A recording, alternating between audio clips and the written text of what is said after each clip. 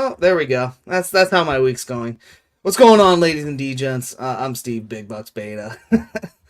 Welcome back to the Distinguished D-Gents podcast. I am one half of the Distinguished D-Gents. Joining me as always, it's Jason Money Mansmann. What is up? It's been a long few days. Unfortunately, my wife got sick, so I've been pretty much manning everything around the house, taking care of 2 dogs, and including a new puppy, which, by the way, I don't even think I've introduced him to the podcast yet. I'll probably have to go do that at some point before we sign off. But Money Mansmann, what's going on with you, bro? Shoveling snow, man. Shoveling snow. Oh, God, that's right. The snowstorms, too. We're getting blasted on the East Coast right now. Yeah, if anyone's on the East Coast, you know that it's been a rough.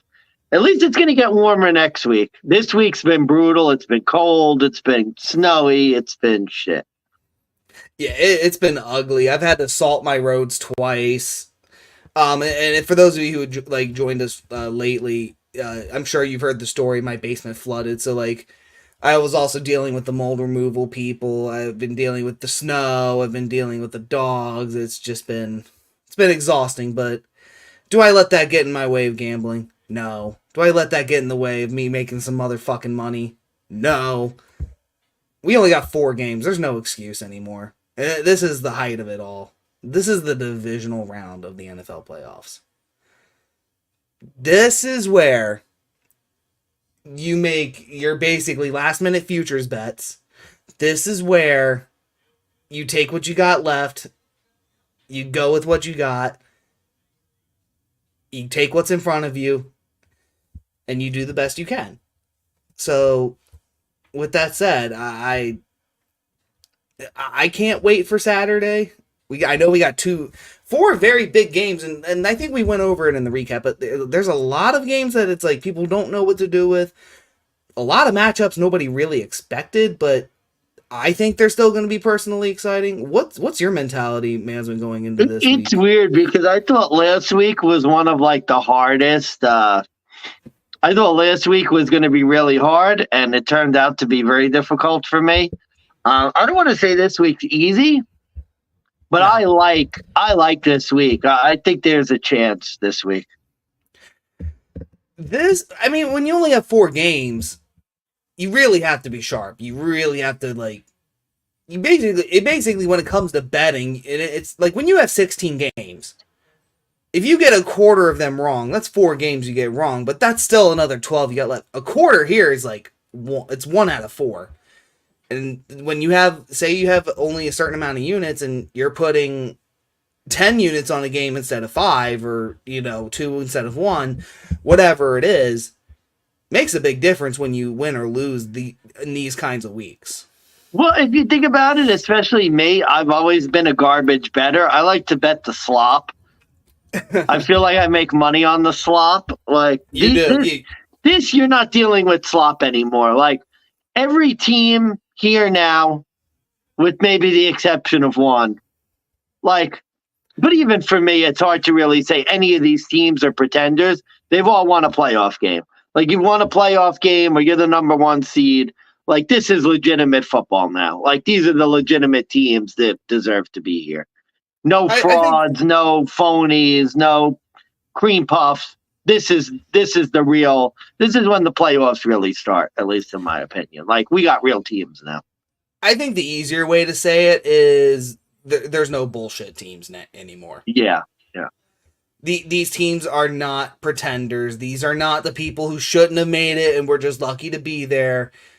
These are the teams who, at this point, are just the real effing deal, and you have to take them all seriously. You can't just throw a team away simply on merit anymore.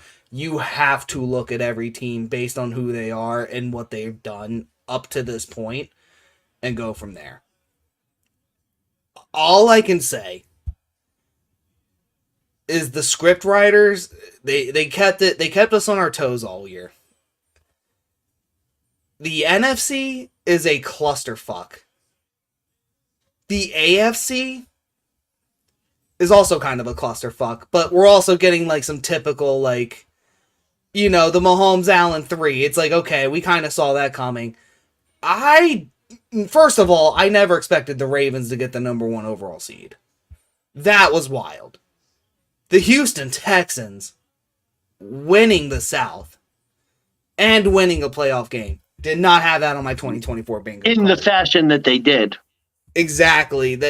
And mind you, like when we talked about it, I think it was week 13, week 14, I put money on the Colts because I just was like, look, if this is going to happen in this fashion, the Colts are the team to do it. I had no faith in the Texans, and holy fuck, they have proved me wrong time and time and time again. And the Ravens, kind of kicking myself because I said in like the early recaps, or not the early recaps, but the early futures, I was like, you know, if you're not going to take the Bengals, the Ravens are the team to do it because they have the potential, and depending on who this new coordinator is, they could fucking escalate to that next level. Sure as shit, they're the number 1 seed. They appear to have moved up to that next level. And now with Lamar under contract, it's like there's no more excuses for the guy. I mean, the question is, we're going to see if they've moved up to the next level because we've seen them do well in the regular season and fall on their face at this stage. 100%. And speaking of falling on their face, the Green Bay Packers, we've seen this time and time again with the 49ers. They may get up to this point and then just slip over their own feet, trip over the banana peel, fucking choke fall on their own first. spittle. One of my favorites. Yeah, no. So I mean, it's like I said, there's a lot of games we didn't anticipate, but there's a lot to be excited about. So what we're gonna do today, folks, we're giving you all 4 games. Spread picks, money line picks, over-under picks. We're giving out a bonus additional prop play for every single game, as the distinguished D-Gents do in their typical fashion, because we love winning that motherfucking money. Money Mansmann. We're not even going to talk about Kelsey Mahomes, or not Kelsey. We're not talking about Allen Mahomes 3 yet. It's going to be last, but any final words before we get moving? I actually like that because to me, like the other games I honestly find the other games more interesting. Just like, again, obviously for me, yes, of course, you know, Sunday 6:30 is really all that matters to me. But like as a football fan, I actually find the other games somewhat more interesting just because we've seen Allen Mahomes. Like we know what to expect for that game. Some of the other games I think are really going to be interesting just to sort of see what happens. I'm with you there, brother. All right, so let's go ahead and get started here. We're going to kick this off. It is Saturday, 4:30. So tomorrow, 4:30, right here, live in Baltimore, our home state. It's the Baltimore Ravens. They're laying 9.5 once again as a home favorite, hosting once again the Houston Texans. Minus 460 on the money line, plus 360 for the Houston Texans. Odds given through FanDuel. The over-under, once again, is at 43.5. Money Mansmann, if I told you this was the exact same line we got in week 1, what would you do this? What are you going to do this time around? I know what you did. I know what you did week 1. We were on opposite sides. But now how did that game go? How did that game go week 1? 25-9. Not a good performance for Baltimore. I'm on. I think I'm on a different side this time. I don't think I was on Houston last time. I thought you were. I was, huh? Well, okay. There we go. I thought you were. I don't remember fully. I know I was on the Ravens, but okay. Maybe I was on Houston then. Well. I'm a sucker, I guess. I'm coming out of the gates firing. I'm coming out of the gates firing. Houston 9.5. Oh shit. Yep. He's doing it again, folks. What? Here's my thing with this game. I think I heard a couple of sharp plays talking about the cold and how that's going to affect Houston. I mean, I don't know. Houston seems like a much different team than played week 1. I mean, C.J. Stroud, it was his first career start, and now he's playing good football. You know what it is to me? And this is going to sound really Barney, but Baltimore always scares me in these weather games. Yeah. Like, in the rain against Pittsburgh, when they played at home in the rain against, not that it's going to be snowing, but it's going to be really cold, 20-degree day tomorrow, as we know because we live here. Shouldn't be I don't know. snowing by that Sometimes you point. think like the Ravens as a run team would be built for those games, but I feel like with the extra rest, they haven't played basically in like 3 weeks. It's going to be cold. I don't know. To me, like, I like what Houston's doing. I'm not saying Baltimore's overrated or bad, but I don't know about them in the playoffs sometimes. It's going to be cold. Baltimore in these weather games sometimes have weird performances. To me, it's just a numbers play. I think the number's too high. I'll go Texans 9.5, but it's not really my favorite play for this game. I'll tell you what is a little later. Okay, right on. Well, so look, week 1, I mentioned this. This is the exact same line. What did I do in that one? I'll tell you what I did as a reminder. This was my handicap. It was very simple. You hammer Lamar Jackson. Week 1, Lamar Jackson. Lamar Jackson against a rookie quarterback. In honor of that, this is my handicap for the playoffs. Fade of the week, fade playoff Lamar Jackson. Take the Texans plus 9.5. Oh, there we go. This is not, it's like you said, this is not the same Houston Texans team we got in week 1 when these two teams faced off. And by the way, since they lost to the Ravens as a road underdog, they were a road underdog 3 more times this season. All 3 times, they went 3-0 straight up. Ooh. CJ Stroud, since he got injured, he came back, 6 touchdowns, no picks, 750 yards passing, and 3-0 straight up in ATS in that 3-game slate. The Ravens have been balling out too, though. They beat the Niners in San Francisco. They put up 56 against the Dolphins. I just, like you, have a lot of concerns regarding this Ravens team. They are coming off of extra rest, which has actually been a very bad thing for the Ravens. 1-6 ATS after 12 days rest. I got that stat through the Action Network. And just remember real quick, too, not even just extra rest, super extra rest, because they didn't play any starters against the Steelers. Yep. Week 18. And we've seen this time and time again with this Ravens team. They will come out rusty as shit.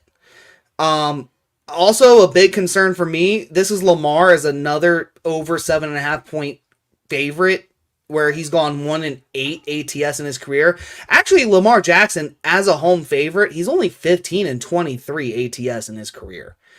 Marlon Humphreys for the Ravens, a big loss. He's going to be out for this game. This is going to be critical for that stop game, especially with Nico Collins.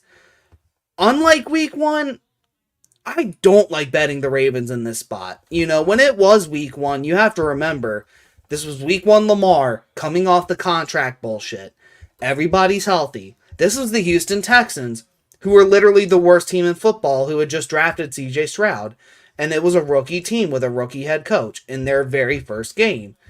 It was a spot play. And that's why it was my best bet. It was like, yeah, I'll take Lamar in a spot play like that every fucking time. 10 out of 10. Now it's the playoffs. That same team has made massive improvements. They have finally clicked. They have finally learned how to get things going on offense. And I just don't like to bet on this Ravens team who have yet to escape the divisional round ever with Lamar Jackson. 1-3 straight up in ATS as a Raven. He has not scored more than 20 points ever in the playoffs. And now you're telling me we're going to back him as a 10-point favorite at home in the playoffs. Just, it's like you said, it's more or less a numbers play. If you look at it money line, I'll take the Ravens all day, every day, because the Ravens are going to be a home playoff team, and that crowd is going to be electric. Ravens fans will show up for games like this, ugly or not. We saw this in Week 18 against Pittsburgh. Ravens fans will show up regardless. But the question of whether this is going to be a shootout or a backdoor cover, for me, if I had to pick one, I'm going to go backdoor cover. And this kind of segues into like my prop play. My prop play here, if it's worked the first time, if it's worked the second time, it's going to work all the time until it proves me wrong. My prop play, Ravens first half -5.5. How many games have we seen this Ravens team come in, especially at home, coming in hot, get the ball moving, score a lot quick, and then come the second half, they take their feet off the gas pedal, they slow it down, Lamar fucks up and throws a pick or two, and then all of a sudden the opponent gets 2 turnovers real quick, and the next thing you know, it's not the cover we're talking about. Are the Ravens even going to fucking win this game? The Rams, the Colts, the Cleveland Browns. I mean, that's just 3 examples we've seen all year. And the Ravens are that type of team, but they are the best first half team all year. And now that they're at home in a playoff game, I don't think there's any reason to doubt they won't cover this first half, but I don't think it's going to be like a 21 skunk blowout. I could just see like a tie game and then there being a late touchdown. I think it almost feels like the Ravens need to. I don't know if I necessarily agree with the play. I'm kind of neutral on it. I think the Ravens have to win the first half. They're not a team that's ever really been built to come from behind. No. So it almost feels like they need to start off the game well. Well, and why would I take them to win by 10 in the whole game when it's like the first half? It could be tied. If they just get a touchdown and shank the extra point, I get the cover. Yeah. When it was 6, I bet it at 6.5, but I only bet a unit. When it dropped to 5.5, I actually hammered it for another 2. My concern is these are the weather games seem to be the games for the bad Lamar turnovers, the fumbles. Honestly, the Colts game earlier in the year really scares me. Because it was a rainy, sloppy day. Again, I know it's not going to be sloppy, but I don't know, man. The Ravens just scare me, like, in a cold weather game. And, again, I've seen a lot of the sharp saying that that's going to hurt Houston. I don't know, man. I've seen this Ravens team sometimes in these games just come up with really bad performances. And when you think about it, I mean, the Ravens almost lost to who was it last year? Last year. Oh, that wasn't Lamar though. Never mind. I'm thinking. No, that was I'm thinking of the other way around. Never mind. I'll just strike that point. And to the Sharps' credit, I will say this about Houston: they are not a good road team on offense. They have not scored more than 20. Or sorry, Houston, on the other hand, they haven't averaged under 20 points a game on the road all year, and they are a lot like the Browns in a sense. They are good at home. I love betting them at home. The minute they're on the road, I want to fade them. And, you know, for me, it's like CJ Stroud. The last few weeks, he's looked real good. The Colts, the Browns at home, the Titans at home. Those were dome games. Now we're going out in the elements. We've seen him in the elements against the New York Jets. And how bad did he look there? I don't even care that the spot was good for the Jets. For me, it was like, I've seen CJ Stroud in the elements in that game. I've seen him, you know, it's basically like we've seen him enough at home. We've seen him in like neutral weather, like weather controlled climate. If he's the real deal for the Houston Texans, which don't get me wrong, I think he is the future. Let's see what he does here. Yeah. And to be honest with you, and that's why I lean backdoor cover. I think the Ravens could get up 14 by 5 minutes left in the fourth quarter, and then CJ Stroud just leads a drive to get it within 1 and gets that back door at 9.5. It's like you said, the number is too high. Yeah. That's why I lean 9.5. My over-under play for this game, it goes directly against what you said, so I guess I'll give that first. Houston Texans over 16.5, and a lot of it's turnover-based. I expect the Ravens to turn the ball over a couple times and give Houston a free touchdown. And I think with a free touchdown, they need to get 10 points for the rest of the game. I don't know. I think they do it. They got Nico Collins back. Singletary's been running the ball better. Marlon Humphrey's big loss for the Ravens. I don't think it'll be – I mean, they could get 20 points. I'm not saying I see Houston scoring 40, but I could see them getting 17 in this game easily. Do you want me to – so should I change your prop play to the Texans team? No, because that's my over-under play. I have a prop play. So over 43.5 here. And I forget what the number I had was for this game. 4 straight home games with Lamar Jackson minus week 18 because that was Tyler Huntley. Ravens over. And the Ravens have actually put up 30-plus points in 6 straight home games under Lamar Jackson. So I think if this is a game where we're both dead wrong, Lamar's putting up 45. Yeah, at least you could get. It's almost like it feels like a hedge, right? Like you go Houston and over because you feel like you may still win the over if Houston flames out because Baltimore could score like 50. Actually, that's not a bad bet. God, that actually might be the smartest play you've given for this game. Houston over 16.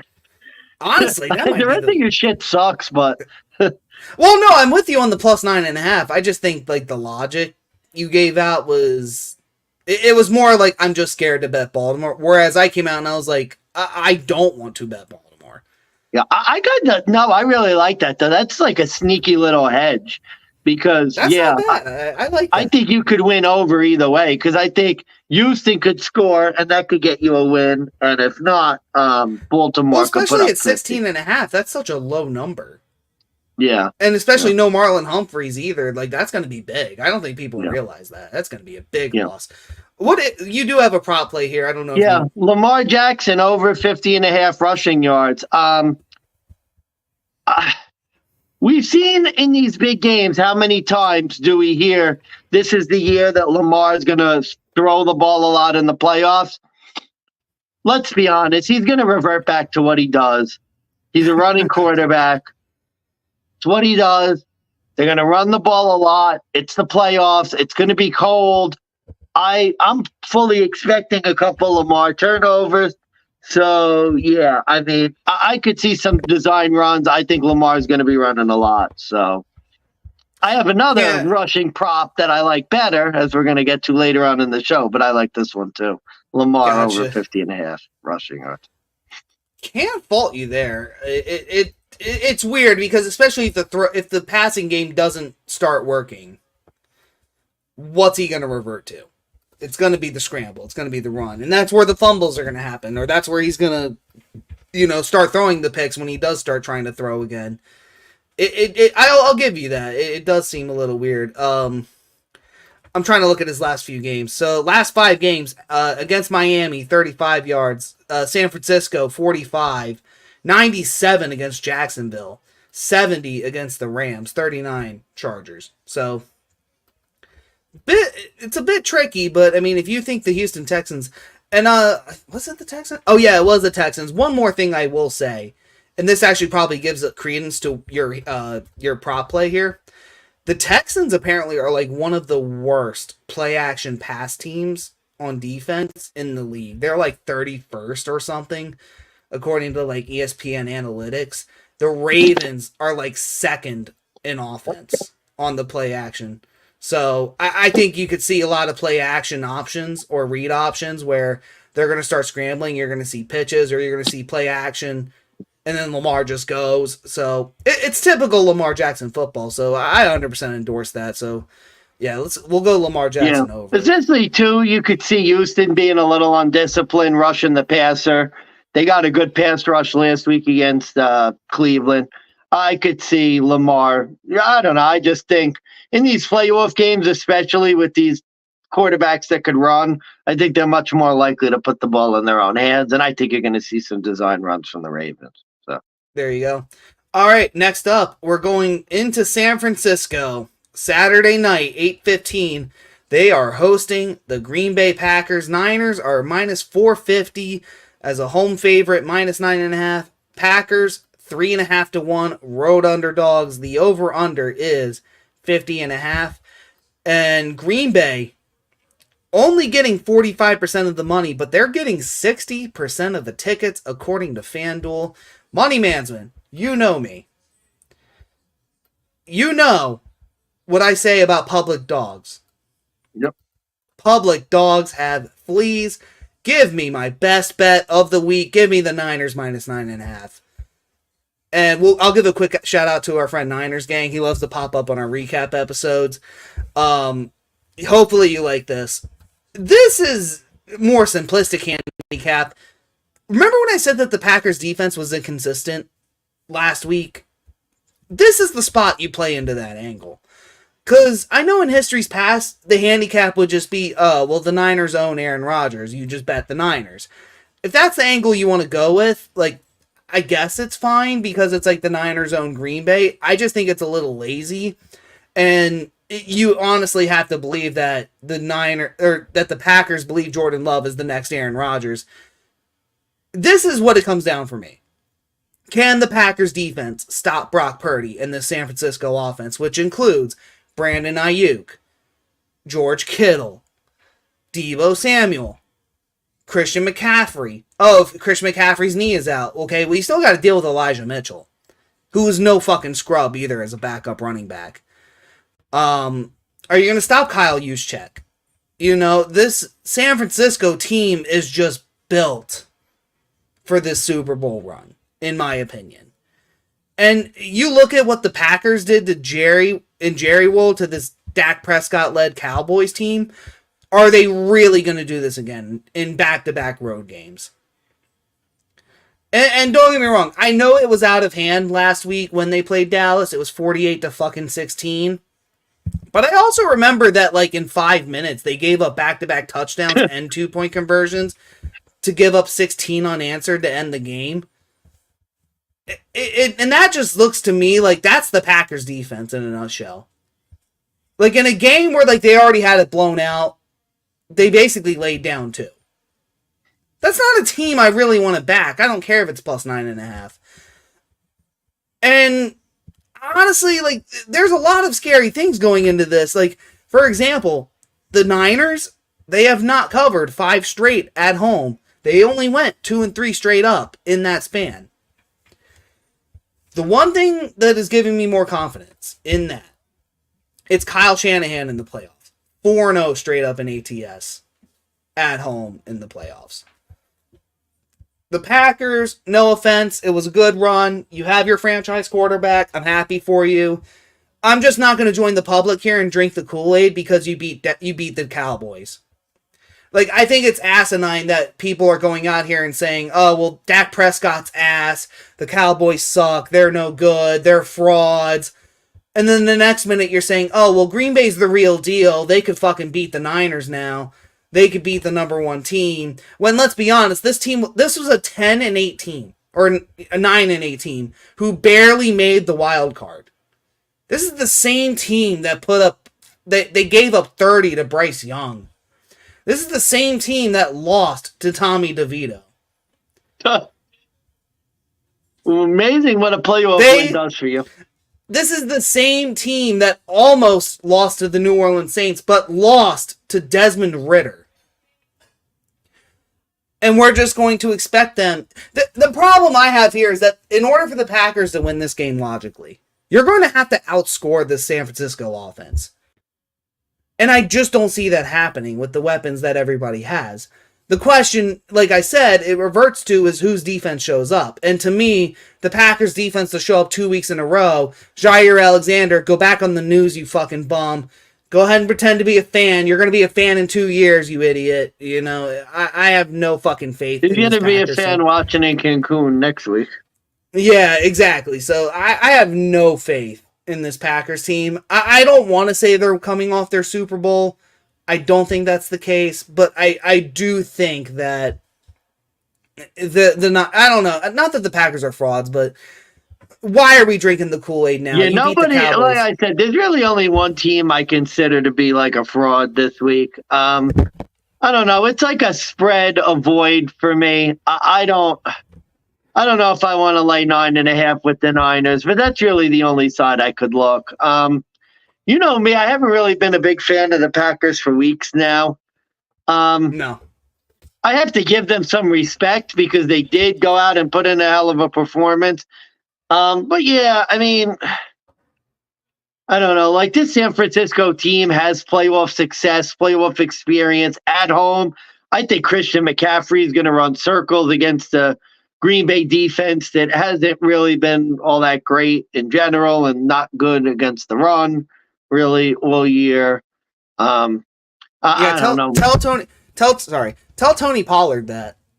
Well, Tony Pollard's no good. He's no Christian McCaffrey. I mean, I think my pop play for this game was almost Christian McCaffrey over 127.5 rushing and receiving yards.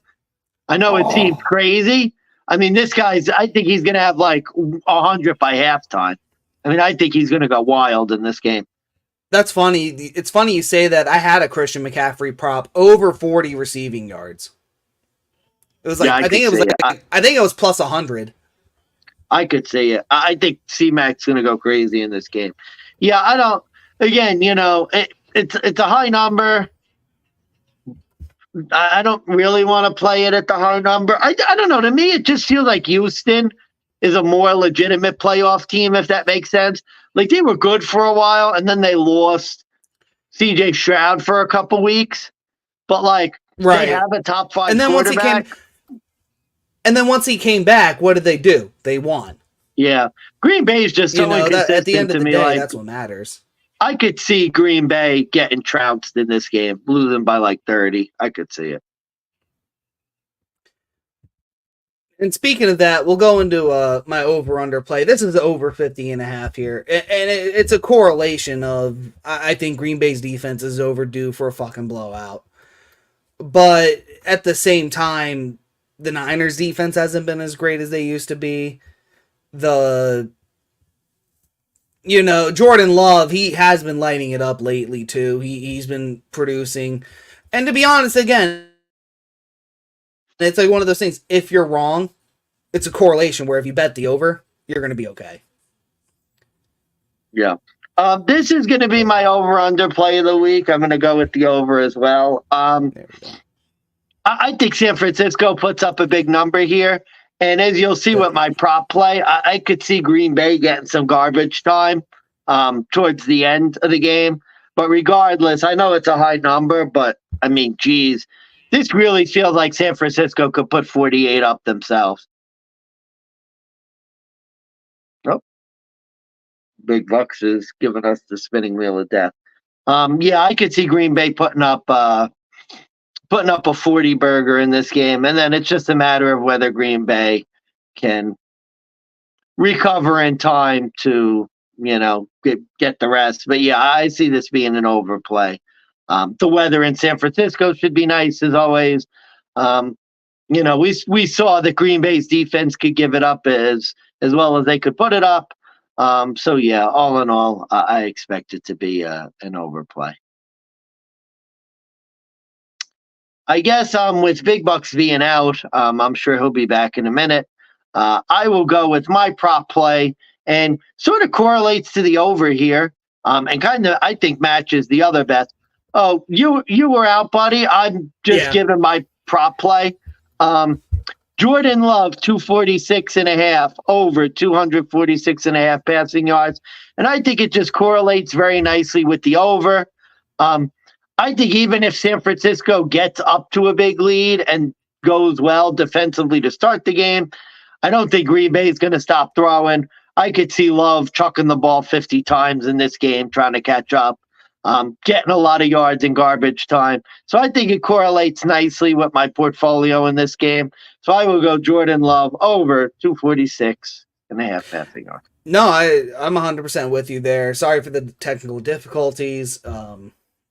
Evidently, if we use our microwave, it fucks with my internet. So, with that said, no, but I'm with you there, and it's a lot like the Mason Rudolph prop that I hit on last week, where it was if they get down early, they're going to be throwing, and it may even come down to a late fourth quarter drive. But if you're getting such a low number with Jordan Love, especially when he's been hitting over that number a lot lately, I could see that happening, and they're going to be, you abandon the run, you go to the pass. Definitely going to happen. Here's my prop, though, and it's actually an interesting play. I know you said Christian McCaffrey's due for a blow-up. I actually think it's going to be another player, and for my prop, I'm going George Kittle anytime touchdown, plus 140. Here's why. The Green Bay Packers are like one of the worst teams right now that's left in the league that are terrible against the tight ends.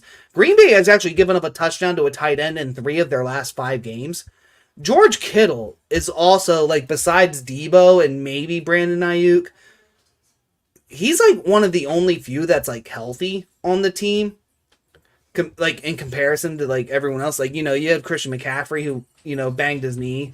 You have Brock Purdy who injured his shoulder. So it wouldn't surprise me if there's like a screenplay and Kittle just goes yard. And Kittle has also had like big games against Green Bay. So for me, Kittle plus 140. If that one scares you, take the over on the yards. Kittle over 52.5 receiving yards, which I think is relatively low. His other 2 home games against Green Bay, 92, 129. You're getting half of that here. That's minus 114. So if you want to parlay both, you'll probably get about a 2-1. So for me, Kittle, I think, is overdue for a blow-up game. So that's my prop play. Nice. I could see it. And I'll cap off my over-under play because I know I cut out there. But yeah, over 50.5. I think this San Francisco offense is the real deal. But I also think Green Bay, like I said, like their defense is overdue for bad play. So I'm expecting over team total for San Francisco. I'm also over expecting for Jordan Love to come in with some backdoor plays. Green Bay, they put up some good numbers lately too. So going with that. All right. I'll introduce the next game and I'll let you give your intro. I'm just gonna check in on things. I'll be right back. Just make sure my internet's still good. Yeah. All right. Tampa traveling to the Detroit Lions after their win against the Eagles. They're plus 6.5 road dogs, plus 225. They are traveling to Detroit, coming off their first playoff victory since I think the fucking 90s. Minus 275 home favorites, minus 6.5. The over-under, now 49.5. Detroit getting 55% of the tickets and 63% of the money. I will be right back. Money Mansmann, please give your pick. Sure. Yeah. This is my best bet of the week. Detroit Lions minus 6.5. It's a really simple play. I said I give respect to really all of the teams except one in the playoffs. I hate to do it. All credit to Tampa for the fact that they won the NFC South. They won last week. They played a dead Eagles team last week. They got shredded by the Saints.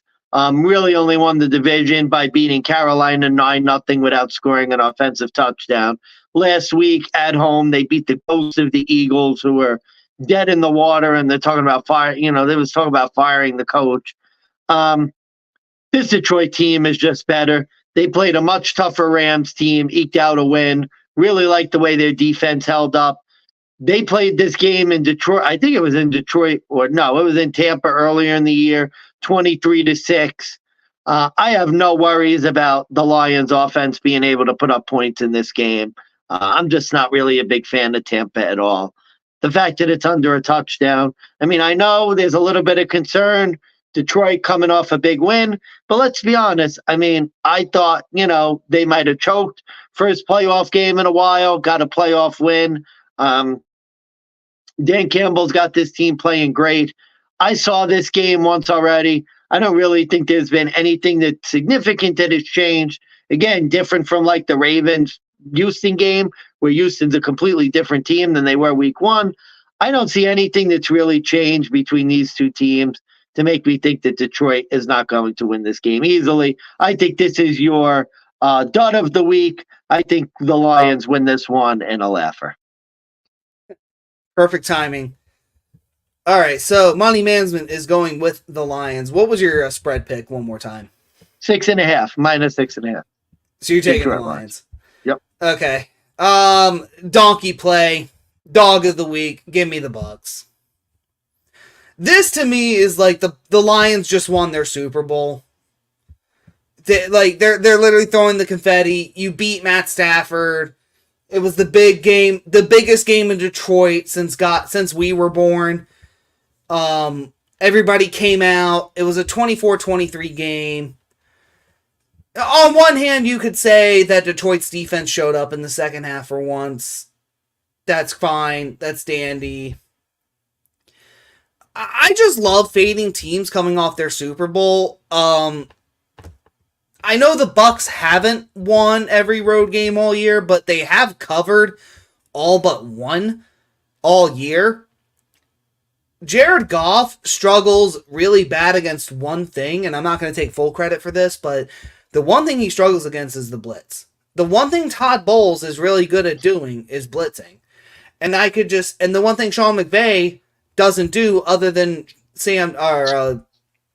Aaron Donald is blitz.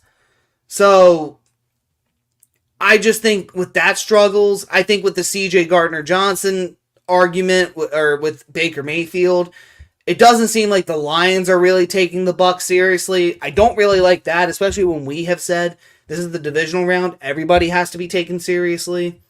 It seems like Baker is taking this game seriously, and I know they're traveling on the road where they've won 3 straight now. Baker's 3-0 ATS in the playoffs, so I think the 6.5 is a lock. You have to take Tampa here. And the Lions, too, shockingly enough, they have lost 4 of their last 5 at home to Tampa Bay, dating all the way back to Jameis Winston. So, for me, maybe it's a spot play, maybe it's a gut play. I just, like I saw the best of the Lions, and honestly, had Sean McVay just played for the win and not the cover, I wonder if we're talking about the same team. I mean, the Bucks made a statement. So, and honestly, and don't get me wrong, Tampa Bay just reminds me a lot of Minnesota in 2017, who had no business being in the playoffs. They won a game, and then they had a game against the Saints, and it was supposed to be this blowout by the Saints. Case Keenum was supposed to be fucking dead in the water, and then the Minneapolis Miracle happens. You kind of have to wonder if, Detroit comes in and they just come out flat in the second half, like they've been known to do. And don't get me wrong, I know Detroit and the Bucks have played each other already, and Detroit really came out flat. So again, the question I propose is, if Tampa comes out flat, then my handicap's dead in the water. That's 100% true, but... Yeah. For me, I could just see Detroit. I know hear what you're saying. I mean, I just can't get over the first game because it doesn't really feel like these teams have changed that much since then. See, I disagree. It seems like the same teams that are playing, and it was in Tampa, and Tampa got their doors blown off. See, but I disagree. I think, for me, if anything, I think Tampa has the narrative used to be with Tampa that they would lose but cover. They would play close but lose, and that was the Baker Mayfield we knew and loved. All of a sudden, he started winning. And even in the ugliest fashion, like Carolina, it was 9-0. How about week 17 against the Saints? Yeah, that was... No. Look, I think here's where I think the difference is. And I think we went on this with the recap. What do you make of the Bucks-Eagles game? To me, I told you, I'm throwing that game away. And that's fair. Completely thrown away. And if that's what you're going to do, your handicap makes 100% sense. For me, I refuse to say, let's take every team seriously, but we have to throw away a game. For me, it's you still had to show up for that game. And even when they shut down Mike Evans, they found Trey Palmer. That's a team, it's wow, they've clicked. That's a team who's kind of figured it out on offense when something doesn't work. That's a quarterback who knows how to make adjustments. What's Jared Goff going to do when he gets thrown to the ground 5 times by Vita Vea? And, they stop Jahmyr Gibbs. Now, I will say the Lions offense, I like them more than the Bucks, but I could just see that if they can't run the ball and they just blitz Jared Goff every time, I just wonder what they're going to do.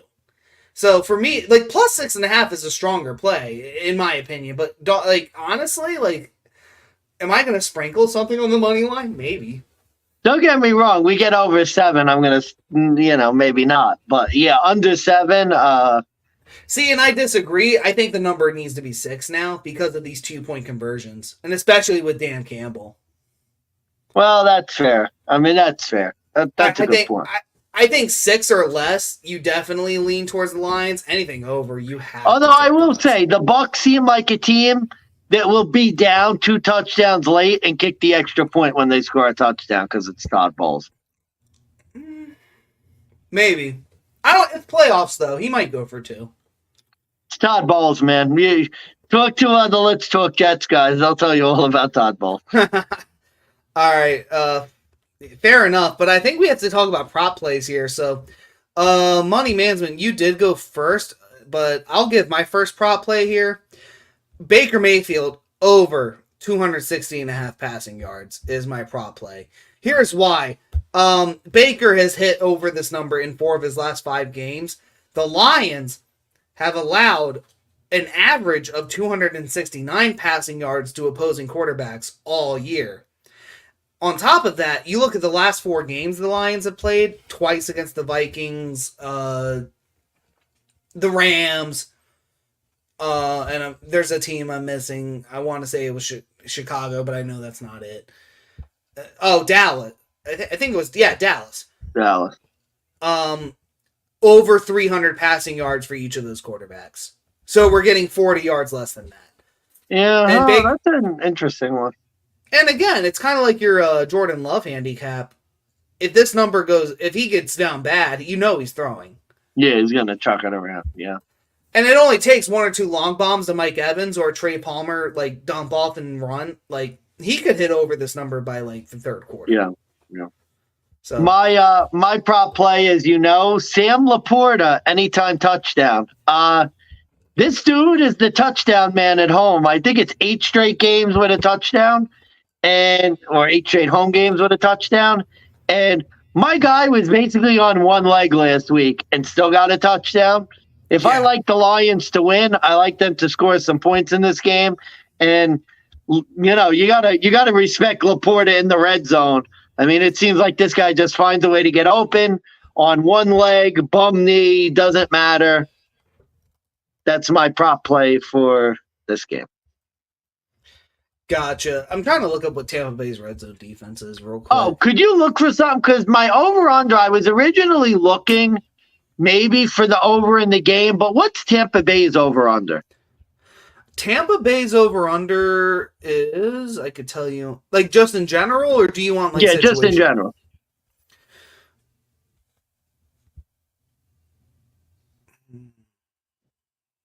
Where are you? Why can I not find? Oh, 6-12 on the under. 12 unders. Oh, I meant their team total. Sorry. Oh, that's interesting, though. They're a dead under team. I might, maybe under for the game is the way to look. I actually had a under on this game. Only because, for my handicap to make sense with Tampa Bay and Baker, Jared Goff has to... It's I said, Jared Goff has to eat shit, which means... See, my concern is that Tampa's offense might get stymied in this game like they did the first game. So I would lean to the under and maybe a Tampa team under, depending on what it is. One last stat. Tampa Bay, 42.8% in red zone defense for scoring. 3rd in the league. Ooh, I'm liking the under more and more in this game. Gotcha. Yeah, I think this is going to be a game under. Game under. Under 49.5. The number's a little too high for my taste. So under 49.5. With the red zone defense, and we saw Detroit step up in the red zone last week as well. And now Dan Campbell, he's crazy. He'll go for it 50 times. Todd Bowles is going to take his field goals. So. Gotcha. Yeah, no, he'll take the 3 time and time again. We've seen that before. And yeah, no. And to be honest, it's a Sunday 3:30 game. How many of these games are actually exciting? Do you know of a Sunday playoff 3:30 game that was really good? I couldn't tell you the last time it was. Remember San Francisco, Philly, where it was dead in the water by the second? Did the Bills and Chiefs play one year 3:30? No, they've always been nighttime. Jeez. They've always been primetime. And speaking of 6:30 Sunday prime time, it's the Bills and Chiefs. But this time the Bills are home. First time ever in the playoffs. They are now 2.5-point home favorites, minus 144 on the money line. Over-under is 45.5, but the Chiefs, a road dog, plus 100 as a 2.5-point home road underdog, plus 122 on the money line. I think you've gone first twice. No, you go, because I can't. Think about it this way, bud. I can't give an unbiased handicap in this game, so go ahead. I keep reverting back to this. This isn't the same Chiefs. When all is said and done, every sharp you listen to, like, they're scared to take this bet. It just seems like every sharp wants to take the Bills, but they just know they've always lost in this position, and they're just scared to lose money, so they don't want to do it. Which really is the smart thing. And pro tip, if you're scared to make a bet, if you're at the counter, if you're at the kiosk, and you're struggling to push the button, walk away. Like, be smart. Like, just if you have to delete everything and start over, do that.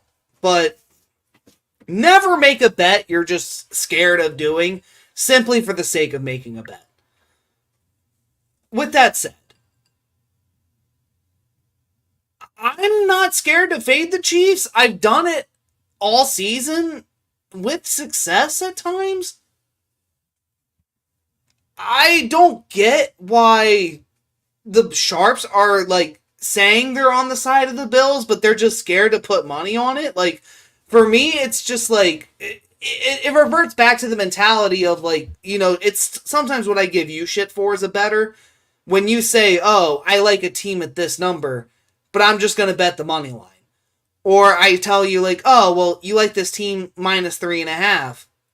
You bet it at plus 2.5 as a tease.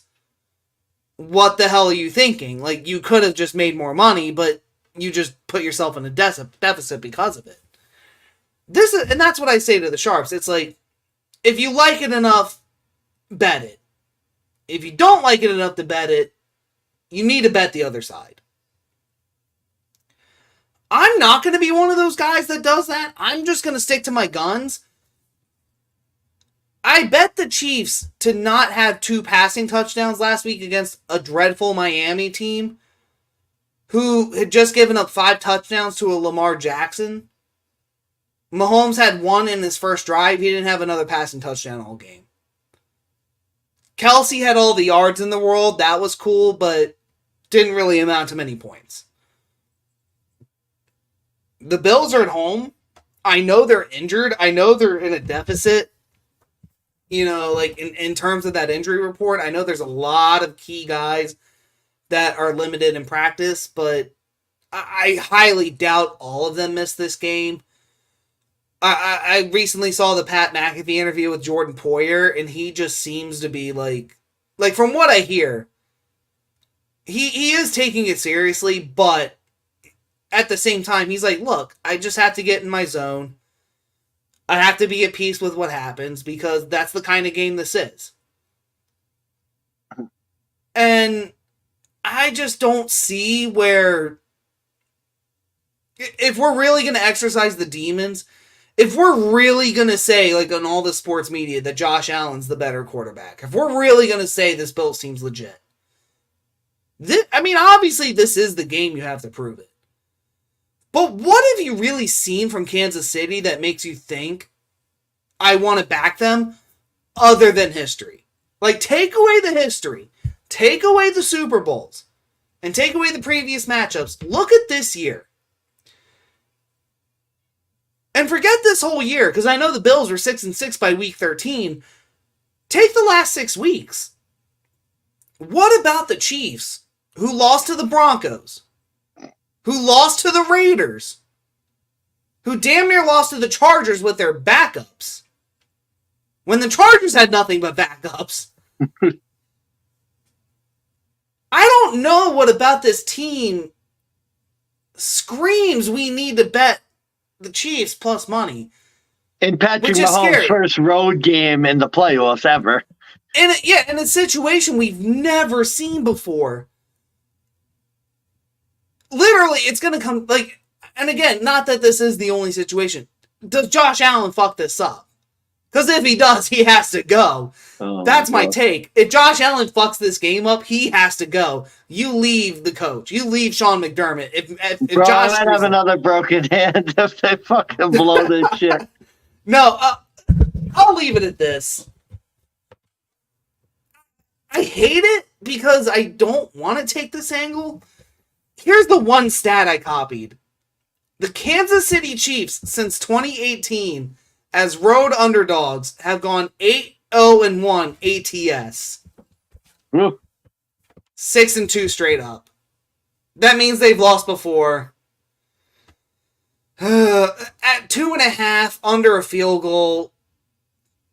God help us if this goes to overtime, but if it does, then give me the Bills, minus 2.5. It's Bills or nothing here. I can't. It's a bad, not that it's a bad spot, but the spot last week against Miami, it was a bad spot for Miami more than it was a good spot for Kansas City. And we saw the best of what Kansas City had to offer in that spot, and it didn't look that impressive. Yeah. The Bills, I will admit, I'm concerned on defense. I'm very concerned on defense. Those injuries are troubling. Yeah. And the short rest. Yeah. I mean, that hurts. That hurts. Look, like, I could give an unbiased handicap. You know who I'm going to go with, whatever. Here's why I think this time could potentially be different. I'm not going to pontificate long on the, as a Bills fan, I could go on for an hour and a half regarding this, and I'm not going to do that. Bils Mafia is going to make a big difference. The past 2 times they've played in the playoffs has been in Chiefs Kingdom, in Arrowhead, 60,000 Chiefs fans roaring. Like, that's going to be a big advantage the Bills have coming into this game. Bils Mafia going crazy. People standing in lines to shovel snow again. Like, that 12th man is going to be a big advantage, especially against the Chiefs offense. I mean, no offense. Like, this, like you said, this is sort of part 2. What's different? This Chiefs offense is not the same. They have guys who could get rattled. Matt Nagy sucks. Sorry, I've gone on long enough. I'm going to kill the whiskey. I'm going to let you continue, but I need to rage on Matt Nagy. I have been silent all year on this dickhead. All year, this fucker. But, no, he needs to be cussed out. But please continue. Yeah. No, because, like, you have Rashid Rice, who's their best receiver, a rookie.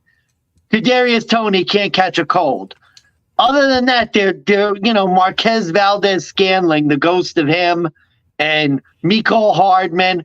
We've seen how many drops they've had. Travis Kelce. Like, you have guys who aren't playing at their best, an offense that isn't playing at their best, and I feel like could be rattled for the first time in a while, maybe rattled in an environment like this. Not Patrick Mahomes. You know what you're going to get with him. Travis Kelce, for the most part. See, I disagree. Patrick Mahomes was rattled in Mile High. If you remember that game. Now, mind you, that was a flu game. That was a flu game. I'll be fair. But I've never seen Mahomes rattled the way he was in Mile High when Denver's defense was just shutting him down. And, like, they weren't even really blitzing him either. They were just literally like, yeah, go ahead and throw. We know they won't catch it. Yeah. We'll just stop it every time. And I feel like the Bills and Sean McDermott, I swear to God, if the guy gets a fucking brain in his head, if he just says, hey, Vaughn, it's going to be you and 2 other guys. Good luck, God bless. Everyone else is pass defending. They might get a stop once in a while. And that's my concern with McDermott. It's like, are they going to go for the blitz every time? Because Mahomes will beat the blitz, especially against the Bills. Yeah. Well, I was telling you, man, I think the key to this game is stop Pacheco and force. I don't even want to say force Mahomes to beat you. Force Mahomes receivers to beat you. Because they've had so many drops. The crowd is going to be crazy. They've had so many missteps. Like, it just feels like this game, for once, it's not Josh Allen against the Kansas City Chiefs. If anything, it feels more like Patrick Mahomes against the Buffalo Bills. Because the Bills, now again, the injuries, couple big losses, can't lie about that. No Christian Benford, no Terrell Bernard. Trey White, obviously, Matt Milano have been out for the whole year. But, like, the Bills' defense, I think, could still put forward a competitive effort. Especially we get Rasul Douglas back. That will be big. Maybe DeMar Hamlin plays a little bit. We got good vibes. DeMar Hamlin. God, what... Bold prediction. Bro, if DeMar Hamlin gets like a pick 6, is that might be like chug the bottle. The hero of Buffalo, DeMar Hamlin, if he got a pick six to seal the game. Could you imagine? Oh my God, that'd be nuts. But plus too, even offensively, it feels like with the it feels like with the Bills, it's not just Josh Allen now. They have a run game. They have options. And it's not just Stephon Diggs or nothing. It's such a key difference having that run game. And you've been saying it for years. You have no running backs. And you even said, like, with James Cook, you were like, oh, well, I remember you were saying at first this guy sucked. Since Joe Brady came in and learned how to utilize the running back, holy fuck, it is a different team. Yeah, James Cook got unlocked. Remember the Denver game when he fumbled the first play of the game and then got benched? What a difference, like. Speaking of, by the way, Bills, ATS at home since October. Hang on. 1, 2, 3, 4, 5, 6, 7. So, last 7 games, their only loss was to Denver. Only 3 covers, but they have covered in 3 of their last 4 at home against the Jets, the Cowboys. This is basically a coin flip game, spread wise. Yeah, and you have to remember, one of those games was the Giants where they were 15-point favorites. One was Tampa when they were 10 on Thursday night. Another was Denver. They did lose. And then the New England Patriots. That was one where they were 15-point favorites. And I think like I said, I mean, I'll leave it at this. This feels like a Bills team that could win a Super Bowl. That's a complete team. I think for once it's the Chiefs where it feels like it's Patrick Mahomes against the Buffalo Bills, where the last 2 times it literally felt like, well, Josh Allen is going to need to go and throw for 450 yards, 4 touchdowns, and then maybe we'll win in overtime. Like this game, I feel like if Josh just plays within himself, if the defense plays the way they have been, we could run the ball. I feel like we could win this game. And I feel like we should win the game. To be honest with you, we're at home. We got the crowd. No more excuses. It's time to exercise the demons, get over the hump. It's time to send the champs packing. So, there you go. Yeah, no, it's time for a new era. Personally, especially for the AFC. Like, it's time for a new era. We've seen enough of Mahomes. It was like when the Patriots had their, run. It was cool, but, you need a few years with somebody else. You just need, a new dominant quarterback, and that's what this feels like. Dear God, and if Houston could go and somehow beat the Ravens, and then, we win the road to the Super Bowl going through Buffalo, oh, my God, that would be amazing. That would be sick. But, no, I mean, at the end of the day, it's just, I don't know.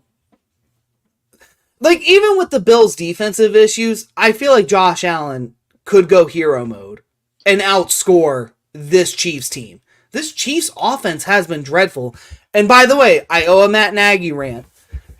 Matt Nagy, this fucking asshole has a 5.523 winning record as a head coach.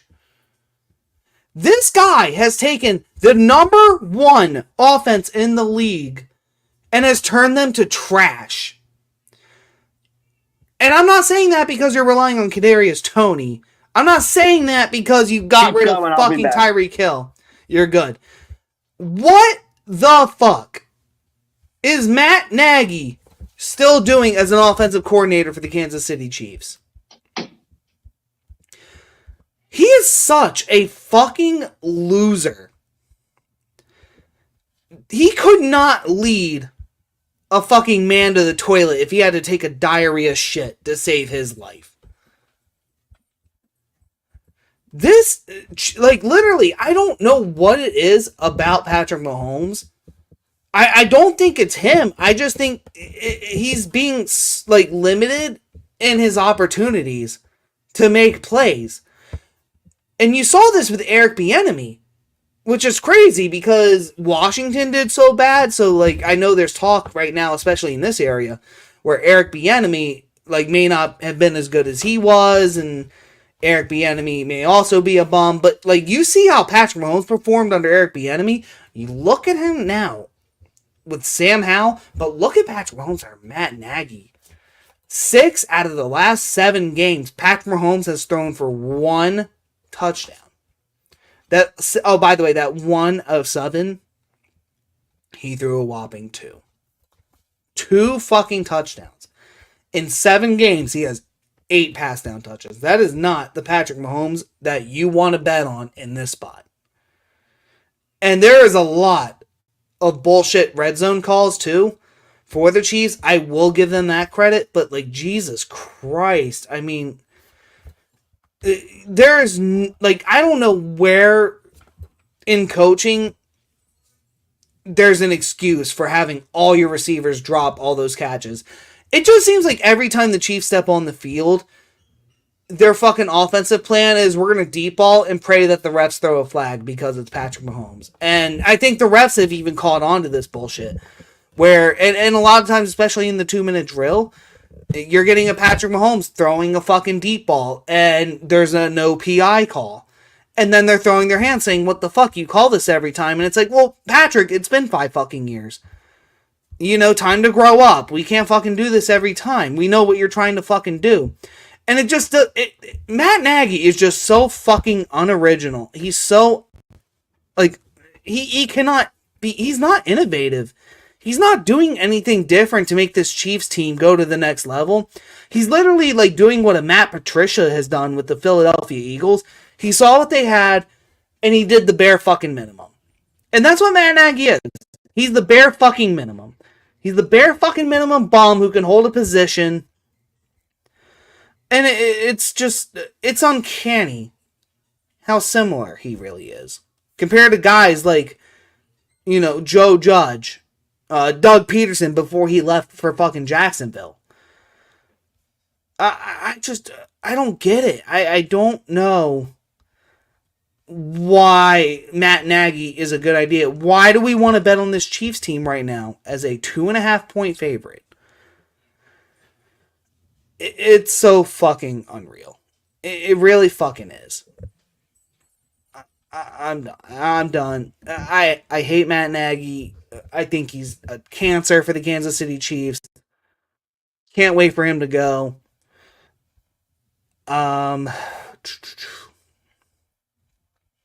Yeah, I'll get into my prop play, and it's 100% counterintuitive to what I said about Matt Nagy, but there's one guy on the Kansas City Chiefs who actually can catch for this team. And there is one guy who, I'll be honest, is an X factor against this Buffalo Bills. That man is Travis Kelce. So my prop play, I could not believe the number was this low. My prop play is Travis Kelce to get over 60.5 receiving yards, minus 114 according to FanDuel. Travis Kelce has had historic days against the Buffalo Bills.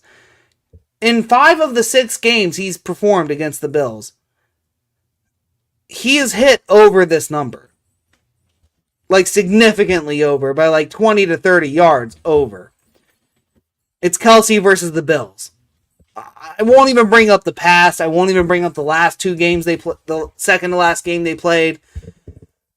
The only reliable target this Kansas City Chiefs team has is Kelce. And if it's Matt Nagy, I know he won't throw to fucking Kelce. I know he'll fucking scheme up something to make it bullshit. I hope Kadarius Toney, like, I would bet, like, if there was a prop bet for targets, I would bet Kadarius Toney because I know Matt Nagy sucks. And he'll fucking play for the field goal too, because he's a fucking bum. But you know what? Like, I'm done. Like, I said I was done. No, Matt Nagy literally belongs on the Hall of Shame with, like, Joe Judge, Brandon Staley, Vance Joseph, and that's right. I'm putting Vance Joseph up there. I don't care that he's our DC. Like, yeah. Oh, by the way, while we're talking about coaches, congratulations, Antonio Pierce. Well deserved. Well deserved. Oh, yeah, no. I will say, and again, like, I know Broncos fans hate the Raiders, whatever, but no, well deserved. It's nice to see a fresh change where it's like, you know what? A guy led a team as long as Antonio Pierce did, too. It wasn't like it was a 2-game spurt. It was like 3/4 of the season. Well, I just love he had the right attitude. Like, the attitude was good, and the players wanted him. And I'm just waiting for the talking heads. Just got the job. And it's like, no, you know what? You finally had a guy who came in there and let the play on the field do the talking. And, I mean, he 100% earned the job. So, looking forward to see what the Raiders he 100% did. And, and fuck all the haters and fuck the people who are like, oh, well, you got the job. He got the job because Matt Crosby threatened to leave, and Max Crosby's the only guy. No, you know what? If a guy like Max Crosby says, I want this guy, what do? You get the guy. It's not that complicated. The guy earned it. Like, he earned the job. Like, he earned it. No, he did. Yeah, so I went on my fucking Matt Nagy rant. I mentioned how he sucks. He has a 500 fucking winning record. He's a loser. Andy Reid should fucking cut him next year. And this Chiefs offense is dreadful. I'm done with them. Oh, by the way, your Travis Kelce prop, you're wrong. It's not Travis Kelce against the Bills. It's Travis Kelce against the backup Bills. Because the Bills may have A.J. Klein and Dorian Williams at linebacker. So, yeah, I agree with you. But the funny thing is that the way A.J. Klein performed, I might be scared. In pass coverage, I wouldn't be. Well, I wouldn't be. All right, fair enough. What's your prop play? Right, and I'm gonna I'll get a special. Play. Oh, and I did make one last promise before the end of the show, so I'll get. What's your prop play? I'll go do what I got to do. And I'll get back. Best prop play: Josh Allen over 43 or over 40 and a half rushing yards. Excuse me. It was 40 and a half rushing yards. You're right. It is 43. Oh, I thought it was 43. Yeah. Over 40. It doesn't matter. Big game, Josh Allen. You know what's coming. Similar handicap to the Lamar, but I like it even more in this one. We've seen Josh in these big games. We know Josh Allen is running the football. We know he's not going down. We know he's going to stiff arm a tackler. It's real simple, folks. Best prop play of the week, Josh Allen over 43 and a half rushing yards. I think he could have this at halftime. You know he's going, balls to the walls to try and win this game. The Bills, this is a massive game for them. We saw it last week. Josh Allen had a ton of yards on the ground. I'm surprised the number's as low as it is. This is definitely a Josh Allen play here.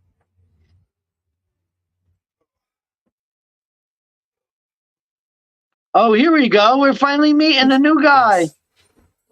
Is Rush going to be a Bills fan? Go Bills. Come on, Rush. Come on, Rushy. Go Bills.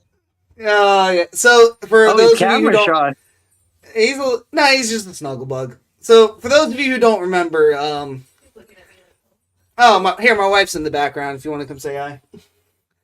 So, for those of you who don't remember, I want to say it was week 14 or 15, my dumbass had a very big same game parlay bet live, and I had told my wife basically like, hey, leave me alone, I'm trying to hang out.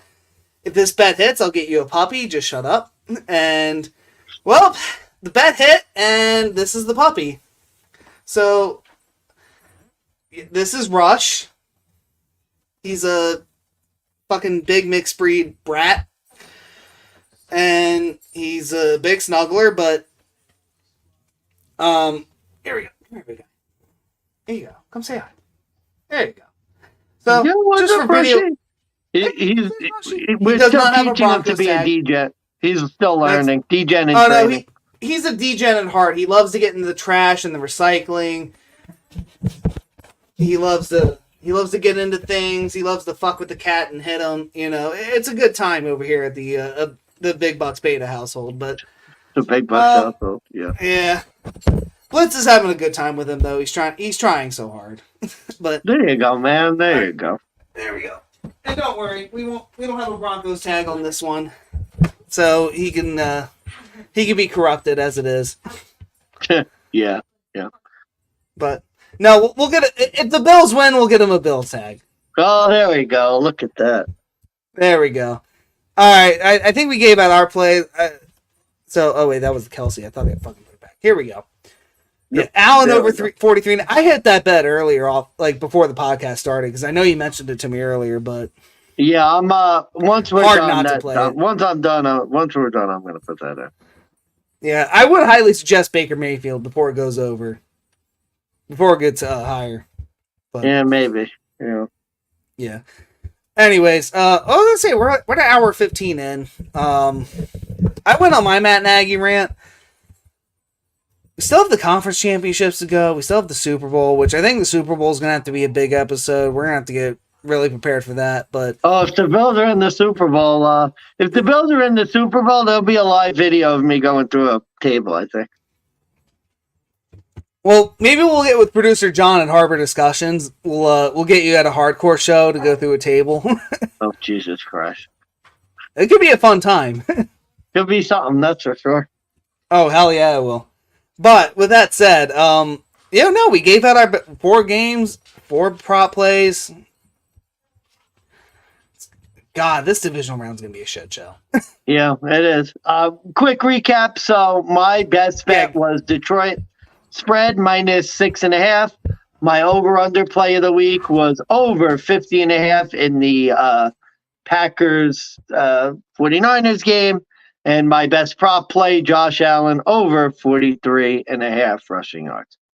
Gotcha. So, I guess I got 5 plays, so I'll start with the first one. Fade of the week, we're fading Lamar Jackson in the playoffs. Take the Texans plus 9.5.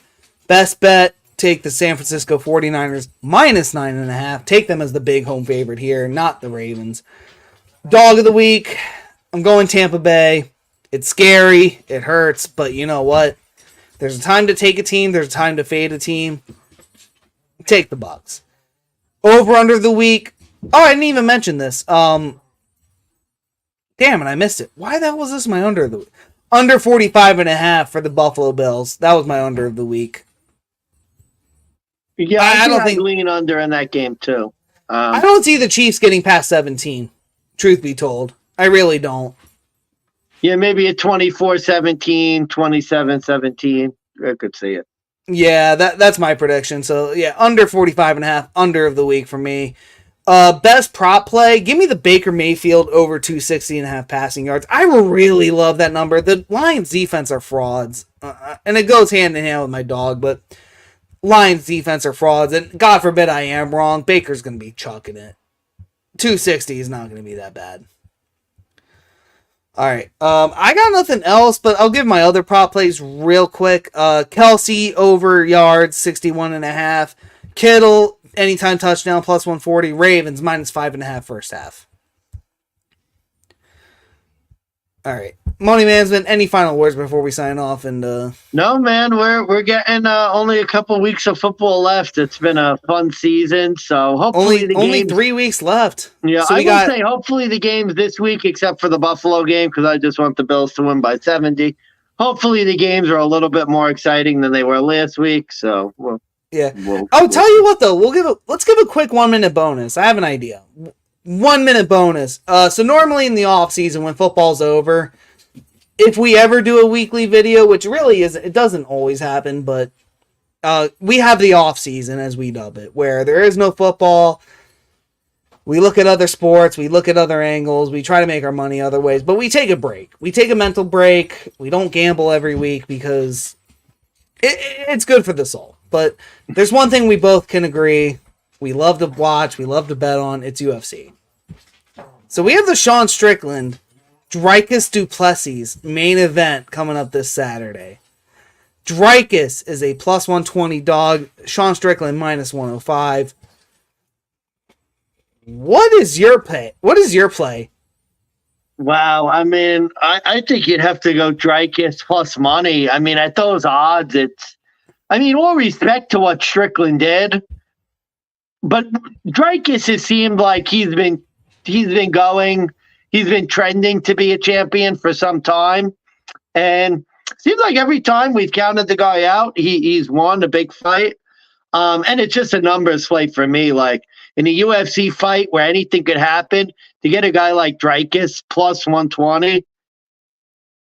Sean Strickland, he has his interviews talking more about, I forgot, he got mad at someone the other day for something stupid. No, he got mad at like a Canadian reporter because they were like, "Oh yeah, you said if you had a gay son, you would like shoot him," and he was like, "So like, are you gay?" No. Well, so what are you doing? it seemed very evasive. I'll put it like that. Yeah, but I don't know. Like the numbers, Dreykus at plus money just seems like too good to pass up. So I just checked FanDuel. I have not checked other books. FanDuel right now, Dreykus is a -108. Sean Strickland's a -112. So it's gone down to a pick'em. Even a pick'em though. Dreykus Duplessis to win in round 2 +160. That would be my bet. Here's why. Like, Sean Strickland is going to feel this guy out for the first round.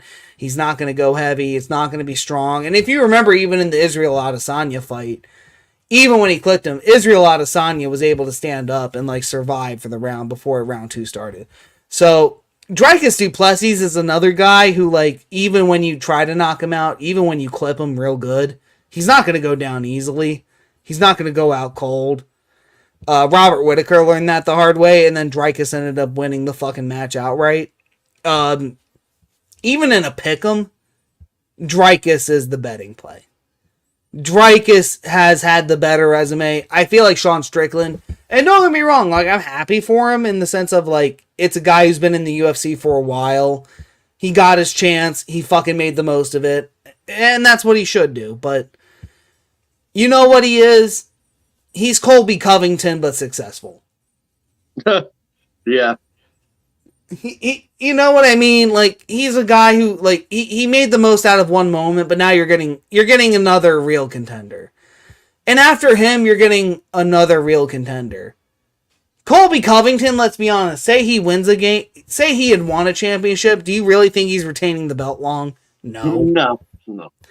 No. Sean Strickland, like, don't get me wrong, you're entertaining, but you're playing into the character a bit too much. I just don't really believe you're... It's almost becoming Conor McGregor-ish, where it's like you're playing into the character of seriousness, but you're not actually being serious. Although, to be fair, Conor in his prime was a killer. Like, Sean Strickland, to me, kind of reminds me a little bit... Well, I mean, it kind of reminds me of when Juliana Pena won the belt. It was like a really crazy moment, but, like... Yeah. Do you expect it to continue? And no, I don't. So yeah, no, I'm with you. Give us Dreykus, and with that, that's the end of our handicapping. That's the end of the podcast. I'll give you the final word, Money Mansmann. Anything before you want to go? No, everyone. If you're on the East Coast, I know the weather's been crazy. Stay safe. Keep those pipes warm. Crazy. But no, other than that, D-Gents, I'm Money Mansmann signing off. Big Bucks Beyta signing off. As we always say, go win that motherfucking money. One more time. Go Bills. Let's go Buffalo. I'll end it with the video. We'll sign off.